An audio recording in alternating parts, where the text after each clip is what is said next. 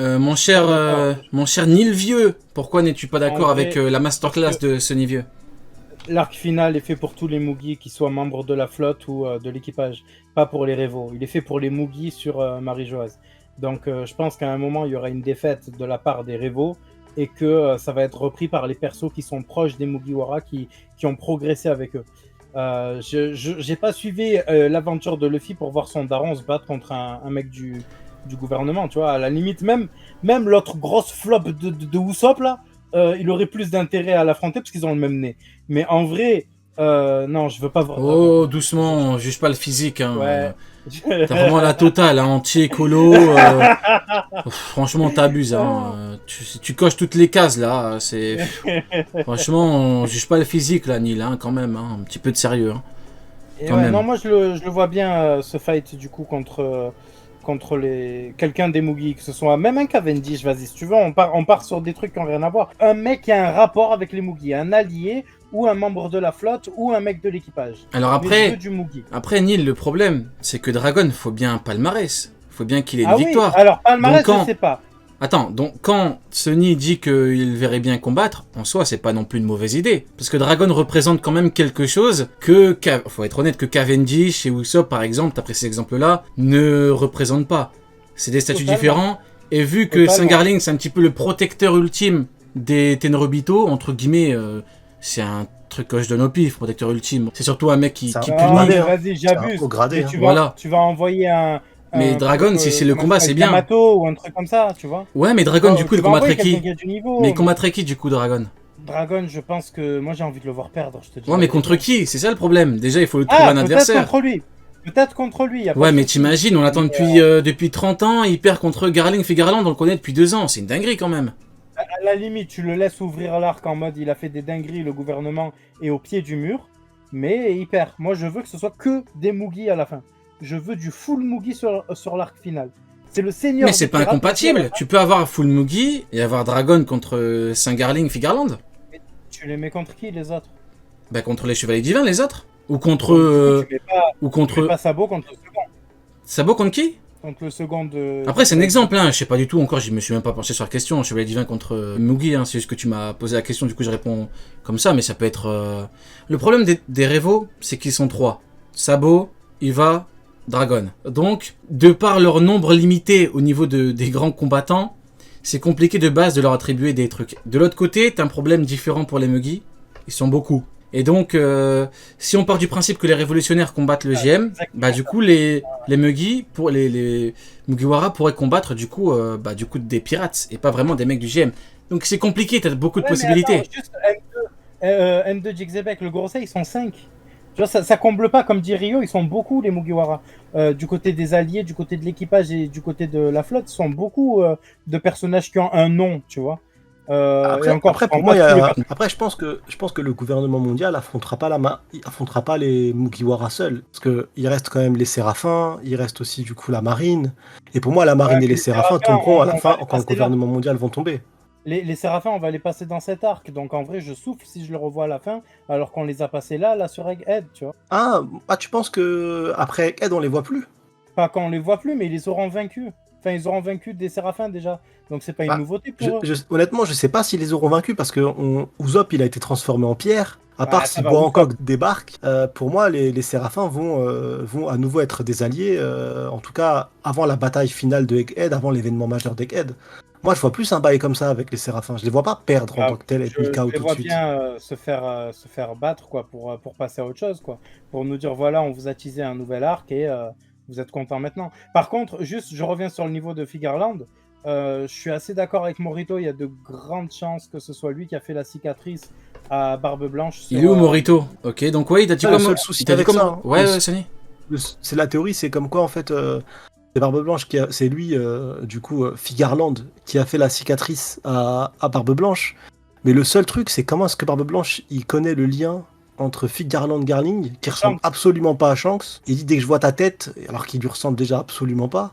Et à quel moment il Non, s'est dit, moi je bah, suis pas d'accord, c'est pas toi, lui. Hein. t'es Non, non. l'héritier de lui. C'est bizarre, cette information-là, ce qui est sûr, c'est que c'est pas Shanks qui l'a donné, il était bébé. Après, du coup, il a grandi, il était sous la protection de Roger H24, et du coup, ça voudrait dire qu'il a appris après la mort de... Omega, il a dit Morito, parle pas, Rio veut te détruire. T'es foutu, Morito. Non, Il mais. était malveillant, Omega. Ça voudrait dire que cette information-là, même Shanks, il a dû l'apprendre post-Roger. Et je vois pas le monde annoncer cette news partout, en fait. Ouais, non. Moi, je suis pas Ça, d'accord. Ouais, ça non. fait bizarre un peu. Même au niveau C'est juste du. ça, en fait, cet élément-là qui est le problème. Au niveau du Il statut aurait et de ce que représente Barbe Blanche, non, ce serait quand même vachement mieux que le mec qui lui ait fait la cicatrice ou que le mec qui l'ait choqué et qui ressemble à Shanks. Pour moi, ce serait bien que ce soit Xebec. Là, pour le coup, t'aurais un truc pour encore mieux introduire le personnage s'il revient et tout. Qu'est-ce qu'il y a encore? Par pitié, je veux parler de Rox dit Xebec. De quoi veux-tu nous parler, toi? Vas-y, dis-nous tout. J'espère que c'est important. Kintaro a pas l'air d'avoir compris. Je m'en fous de Kitaro. Dégage de là. Qu'est-ce que tu fous là? Casse-toi, je te banne. Casse-toi, Kitaro. Voilà.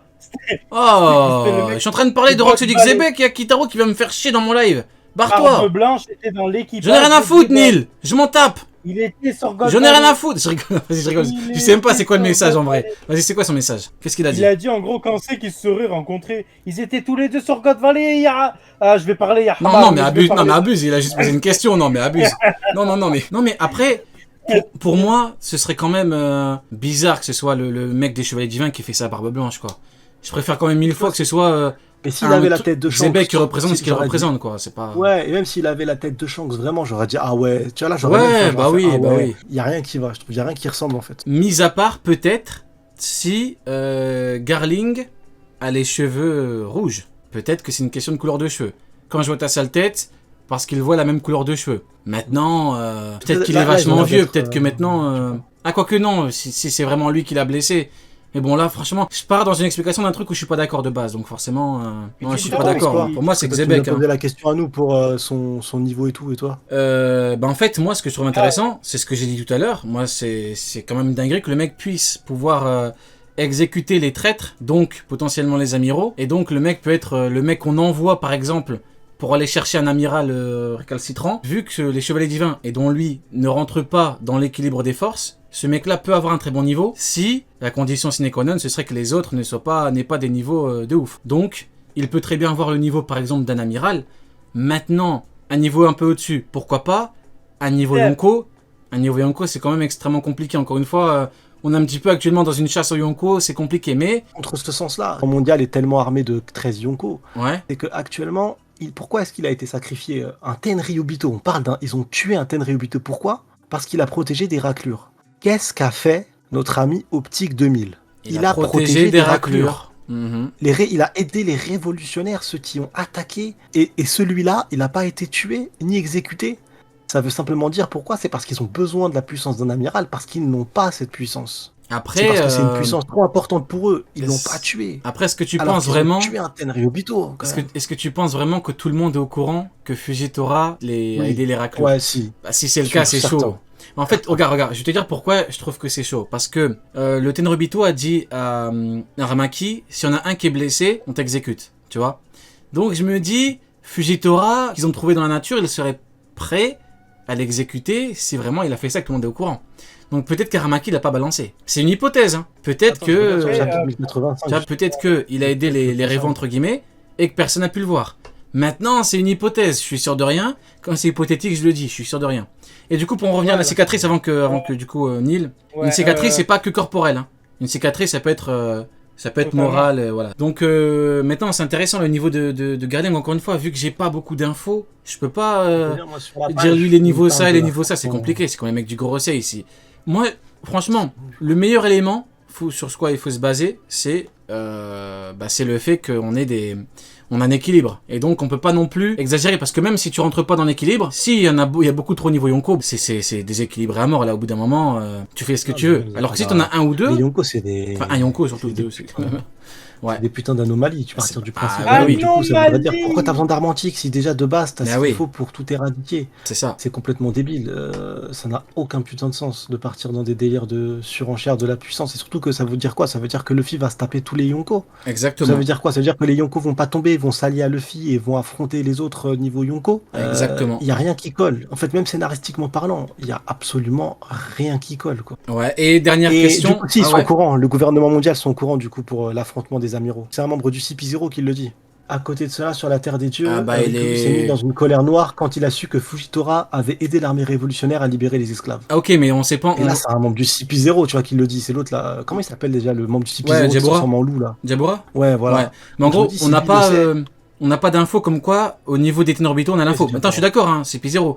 Mais du coup, ça me paraît gros quand même. Hein. Du coup, s'ils sont au moi, courant et je qu'ils pense lui que ça font paraît rien, pas c'est gros, chaud. c'est Hein. qu'ils ont, c'est parce qu'ils ont besoin de lui. Mais le mec, C'est il lui a une dit, on va puissance de frappe. t'exécuter si tu nous touches. C'est le problème. Ouais, mais je pense qu'il, ouais, et c'est un souci. Et je Donc, pense il a que une grande vraiment- gueule, peut-être, alors. Bah, je pense surtout que un amiral, en termes de niveau puissance du gouvernement mondial, c'est une de leurs grandes puissances Ah, c'est la meilleure. et qu'ils en ont besoin. Bah, ils Et l'ont pour dit. moi, Hein. du coup, ça, c'est un des éléments qui contredit le fait qu'il y a 13 Yonko Mhm. dans le gouvernement mondial. Si on Ouais. a 13, fume-moi cet amiral. Bon, le moi. Et ça aurait été violent. Hein. T'imagines si jamais Oda il avait sacrifié un amiral, là, ça aurait été en mode, ouais, C'est ok, vrai. là, le GM, Ouais, ils sont je suis capables d'accord. de se débarrasser d'un amiral, c'est que vraiment, ils ont des couilles incroyables. Ouais, c'est vrai que ouais, ça aurait été pas mal. Ouais, je suis d'accord. Non, c'est intéressant. Là, c'est là. Ouais, bah écoutez, franchement, point de vue de Sony vachement intéressant. C'est vrai que de ce point de vue-là, on se dit c'est compliqué pour le GM. Hein. Si tu dégages Fujitora. De toute façon, rien qu'au niveau de Dressrosa, hein, quand Akainu était pas d'accord avec ce qu'a fait Fujitora, dès qu'il a entendu une alliance Kaido Big Mom, il lui a parlé gentiment. Il a dit tu veux du thé Donc on voit bien. Du coup, dernière question, Sony, avant que tu y ailles. Qu'est-ce que tu penses du fait que du coup il a ce statut de champion et qu'il ait joué un rôle important? Tu penses que c'est en... à quel niveau? Je vois Burgess, je le vois. Je sais pas pourquoi je vois dans un flashback, on le verra en slip, le mec là. C'est costaud comme ça. Franchement, si Yoda il fait ça, je me pisse dessus. T'imagines, il fait ça pour le troll. Tu le vois genre en slip, en mode catcher, tu vois. C'est vrai qu'ils ont le même surnom, ils ont le même titre, hein, champion. Hein. C'est vrai que... Ah, c'est le même. Hein. Imaginez la scène, ça m'extermine. Mais je pense que... Imagine, tu le vois en slip dans un flashback. Masterclass. Ouais, mais tu vois, ce serait génial, ce serait drôle. Enfin, ce serait One Piece de toute façon. Mais du coup, ouais, moi je pense qu'il y a une couille dans le potager là. Ah ouais, dans le potager. Il y a quoi dans le potager? Ok, c'est bon, j'ai l'image en tête. Ok, c'est. Dans le potager. Ok, là, il y a un souci là. Je vais faire des cauchemars là cette nuit là. Oula. Ok, ouais. Mais en fait, je me dis, il y a deux héros finalement côté gouvernement Attends, mondial. dans le potager. Je connais pas cette expression. Je connais dans le potage, mais dans le potager, non. Ah, peut-être que je me suis trompé, c'est possible. Ok. C'est possible aussi. Ouais, peut-être que c'est moi qui me trompe. Ou peut-être que c'est moi en vrai. Ou peut-être c'est nous deux. Ou peut-être que c'est nous deux. Dites-nous dans le chat si quelqu'un l'arrive du coup, ouais, je te laisse continuer. Mais du coup, il y a un souci quelque part. J'ai hâte de voir ce flashback, qu'on apprenne la vérité, parce que je pense qu'on risque de bien rigoler. Là, il y a deux héros complètement, donc ça veut dire qu'affronter les Rocks, alors que t'as Roger qui est là, tu t'en sors en vie, c'est qu'il y a deux héros, donc déjà le niveau de Rocks, il doit être légendaire, vraiment un truc de malade. Mais je sais pas. Là, moi, j'ai appuyé sur ce point, je me dis, attends, là, il y a quand même deux bougs qui ressortent de cette bataille avec des titres, quand même. Donc, je dis ça, je dis rien. Il y a Garp, et après, il y a Figarland. Donc, je me dis, à un moment, il y en a un des deux, il a menti dans son histoire. Il a raconté une légende. J'ai hâte de voir le flashback. Ok, bon, bah écoutez, en tout cas, c'était une très bonne soirée. Merci beaucoup à mon cher Sony. On se retrouve pour la post-guild, où je suis un petit peu le SAV de Laura Jackson, c'est-à-dire que vous pouvez venir en VOC, poser des questions, venir raconter votre vie, parler un petit peu de théorie du moment que c'est l'IAOP, tout va bien. Gros big up à tout le monde, ciao ciao.